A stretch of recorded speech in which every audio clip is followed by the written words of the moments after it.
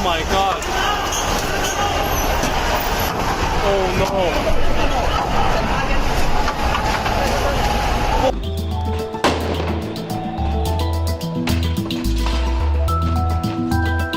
In just 24 hours, shops stripped bare became the brutal signal that a country was finally tearing itself apart from the inside.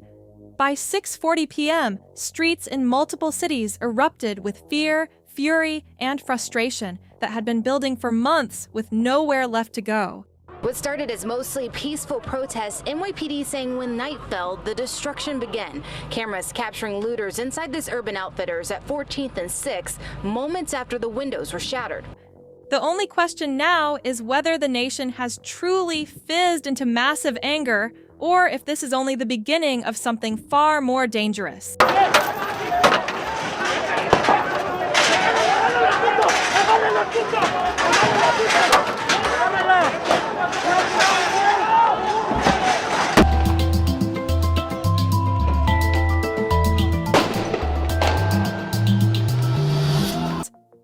At 6:12 p.m., the first shop window in South Birmingham shattered. Not cracked, not shaken.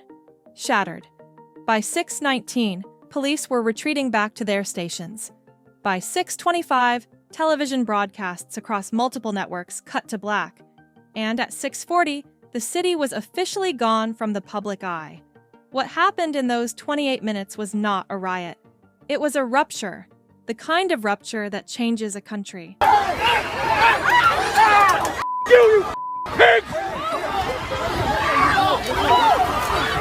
By the end of the night, 23 commercial businesses were destroyed. 112 people were arrested. 4 major districts were declared unsafe. And the Birmingham tram system was not delayed. It was completely blockaded. Entire retail blocks were stripped bare in hours. Families were sitting in their living rooms, staring at black screens while their neighborhoods burned outside. That is the image that still hasn't left people's minds. This was the night Britain snapped.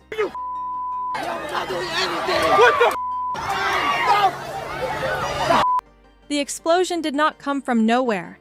It came after months of pressure, frustration, and fear, all hitting the same point on the same day. The government's digital ID enforcement deadline dropped earlier that week, sold as a safety upgrade. But to the public, it felt like something else, entirely. It felt like control. It felt like another system placed on their backs while the cost of living climbed, services collapsed, and trust in leadership kept sinking. That is why the protest banners read, "Enough is enough." Not maybe, not soon, enough. Oh my god, oh my god. Oh my god. Oh my god. And then everything accelerated. In under 14 minutes, a protest became urban freefall. What made this night different was not just the violence or the damage. It was the speed. It was how fast the country slid from tension into total collapse. One broken window became 100. One fire became 5. Then came the looting. Then came the sirens. Then came the silence. Because the most disturbing moment of the night did not come from the streets. It came from the government.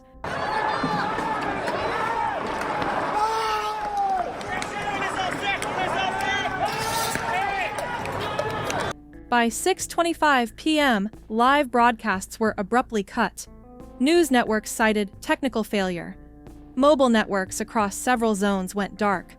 Live streams vanished. Social media accounts covering the unrest were suspended in waves. Inside government, communications were being locked down while outside, entire neighborhoods were coming apart. Police commanders on the ground requested permission to release details that could calm the situation. That request was denied. Instead, they were told to manage the image. Secure the perimeter. Let the interior burn itself out. Protect the narrative, not the neighborhoods. That was the moment people realized the government feared viral footage more than burning streets.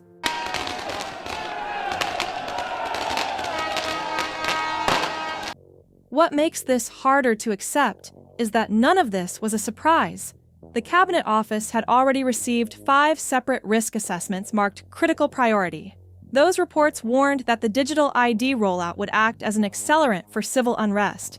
They predicted rising protest coordination, commercial district vulnerability, and mass public anger. They warned that this exact scenario was coming. Those warnings were ignored.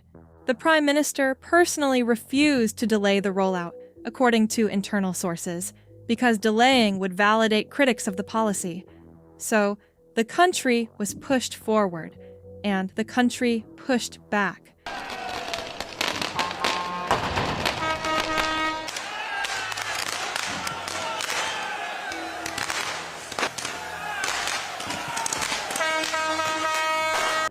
By midnight, damage estimates were already in the millions. Small businesses that had survived the pandemic and inflation were wiped out in a single night. Families woke up to shattered storefronts, burned vehicles, and streets that no longer felt like home. What broke people was not just the destruction. It was the feeling that the state had chosen optics over safety. That is when trust finally collapsed.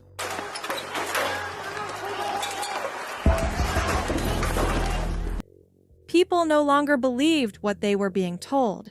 They saw one set of rules for ordinary citizens and another for those in power. They saw their digital activity monitored while physical crimes vanished from the public record. They saw a government obsessed with controlling information instead of controlling chaos. And that realization hit harder than any siren. The anger did not explode because of one policy. It exploded because of everything stacked on top of each other. Rising costs, shrinking services, housing pressure, wages that stopped keeping up, promises that kept breaking, leadership that kept hiding. When the glass shattered on the high street, it wasn't just theft. It was a verdict on years of decisions that pushed people closer to the edge without ever listening to what they were saying. Officer falls to the ground, and protesters continue to beat him. We see one man swinging a hammer, and another person is holding a wrench. The response afterward only deepened the wound. Police were not told to protect every street. They were told to contain zones. Perimeters were secured, while neighborhoods inside were left to fend for themselves. This was not protection. It was containment. Governance gave way to management. And management never builds trust. What frightened the country most that night was not the noise of chaos. It was the quiet of the blackout. Because when a government turns off the lights, the people finally see who they are dealing with. Not leaders facing a crisis, but managers protecting an image. Not guardians of stability, but curators of a story. That realization lingers long after the smoke clears. Police deploy tear gas. From this angle, we see an officer running up to the chaos with his revolver already drawn. So when people ask, has the country fizzed into massive anger? The answer is already written across the streets. In broken glass, in burned signs, in silent broadcasts. In families who no longer believe the same system that tracks their every move is actually capable of protecting them. This was not a glitch. This was a preview. What makes the whole thing even more ridiculous is that this disaster was not an accident. It was forecasted. Not once, not twice, 5 times. 5 separate risk assessments were stamped critical priority and dropped right on the government's desk like flaming warning letters. And what did those reports say? They predicted unrest. They predicted commercial looting. They predicted protest coordination. They predicted flashpoint zones. They even warned that rolling out the digital ID system during this pressure cooker moment would act as an accelerant. Basically, the policy equivalent of throwing petrol on a barbecue and acting shocked when the grill explodes.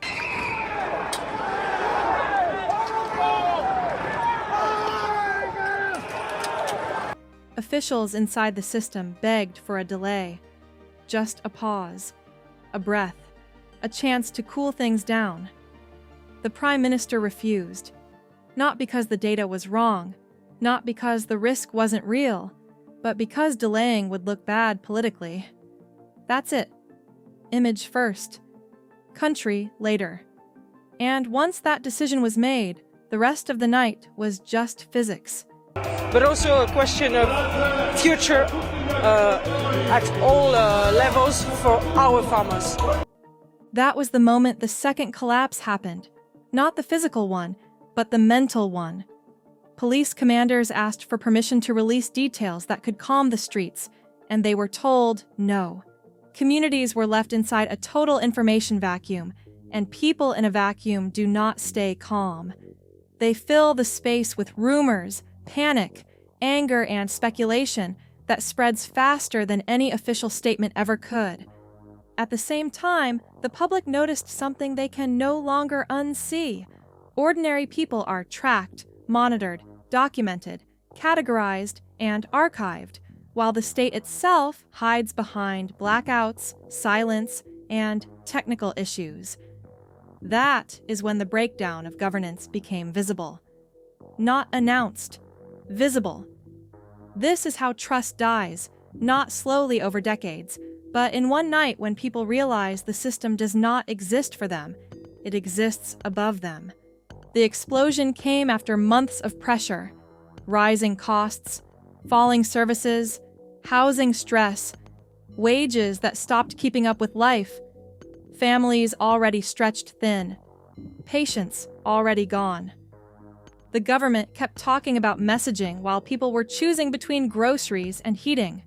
So, when unrest came, it was not about one policy, it was about everything. The response afterward confirmed the new reality. Protect the image, manage the story, contain the streets. Not protection. Containment. And when the lights went out, the country finally saw the truth.